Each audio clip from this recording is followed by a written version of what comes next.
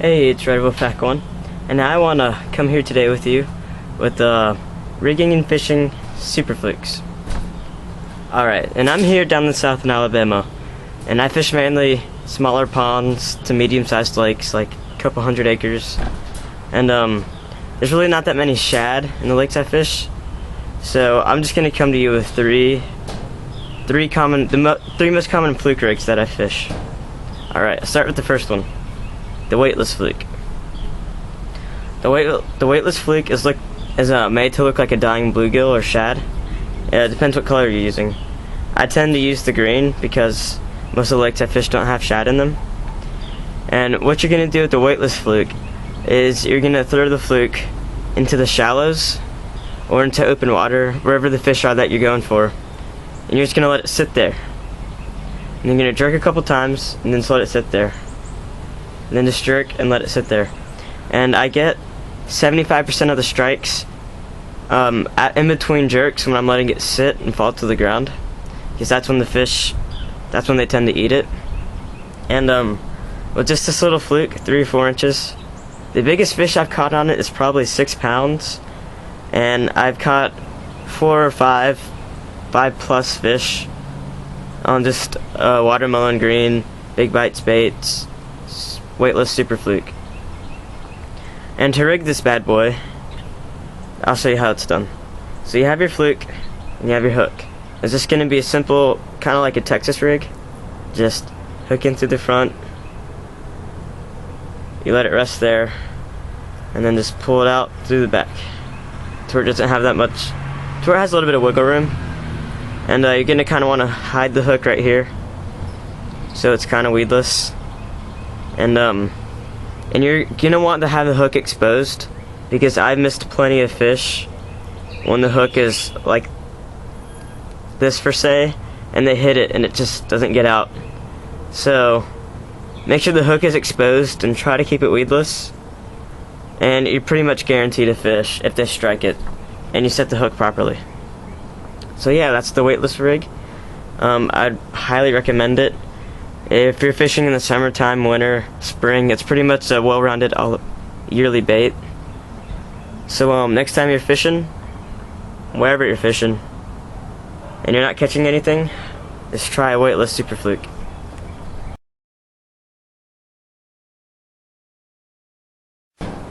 Alright, so the next rig I'm coming to you with is the 7-inch Yum super fluke.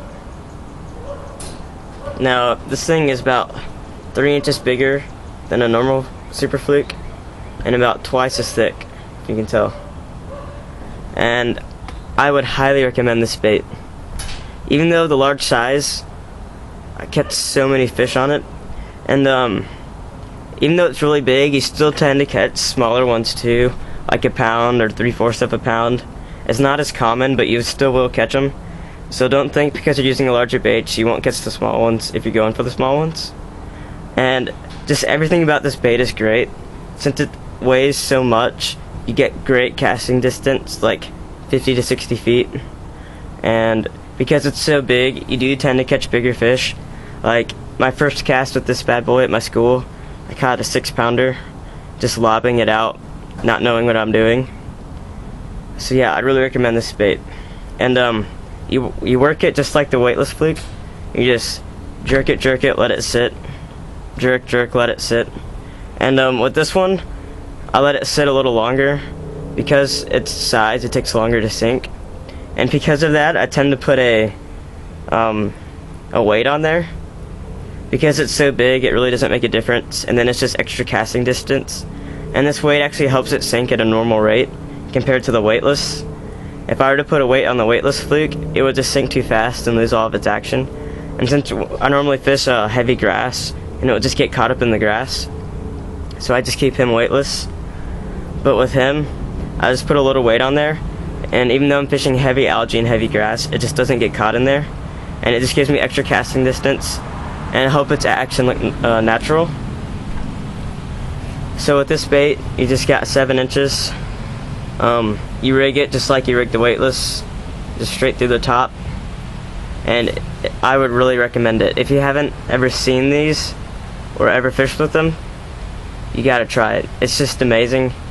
I just go out, me and my friend Anjay, we catch like 10 fish at my school, not even trying, just goofing off.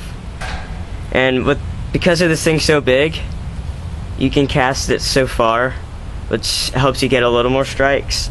And you don't have to lose your spot, because you can pretty much just cast spot to spot on a smaller lake if you're out on a canoe.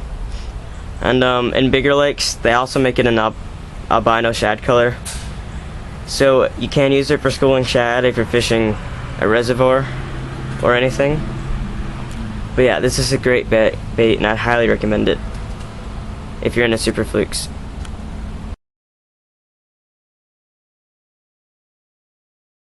Alright, so this is the third and final rig that I have for you today.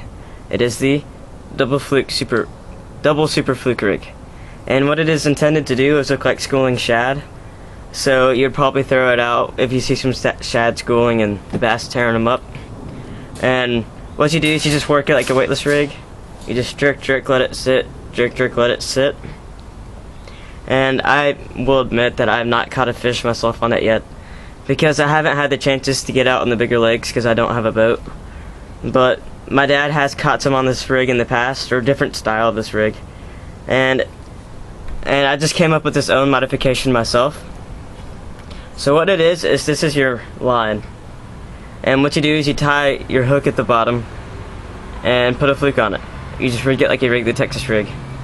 Then it depends what you're fishing for and what you like. I do about 6 inches from the hook to a bead. And what this bead is intended to do is to be the placement for the next fluke. And for the next fluke, instead of actually tying it on there, I just put a snap swivel through it. So that way this has the freedom to move around as it pleases, which gives it more action and makes it look more lifelike, and the bass just tend to hit it more. So that's just how you make the double fluke rig. And what you can also do is you can also put a green watermelon green super fluke on there, or just use it fishing shallows if you have shad in your lake. And because you don't necessarily have to be chasing schooling shad down with this, and it could just look like another bluegill chasing another bluegill, or anything of that matter, just 2 injured bait fish, I'm not sure. But so you could also use it in the shallows or just around a normal lake. It doesn't have to be for schooling shad. And I think the rig itself is a pretty cool idea. I guess it's kind of like that, not really like the Alabama rig, but a multiple presentation lure. So it's possible to catch 2 fish on it at once. And I just really like it. And yep, that's about it. Just a double fluke rig. So a hook, a bead, and a snap swivel. And this does have the freedom to move as it pleases, like I said earlier. So when you jerk it, it goes up. And when it rests, it comes back down. And when you jerk it, it goes back up. And while it rests, it comes back down. And this just gives it like a lot more action and a lot more of a natural look of an injured bait fish. So I'm pretty pleased with this rig and the design that I came up with. And if you have any feedback, well yeah, that's my double fluke rig. And thanks for watching. Please give me feedback on the bottom of my video of how I did, or if you learned anything or anything you disagree with, and I will respond to you. And this is Red Wolf Pack 1. Please subscribe. Thanks for watching.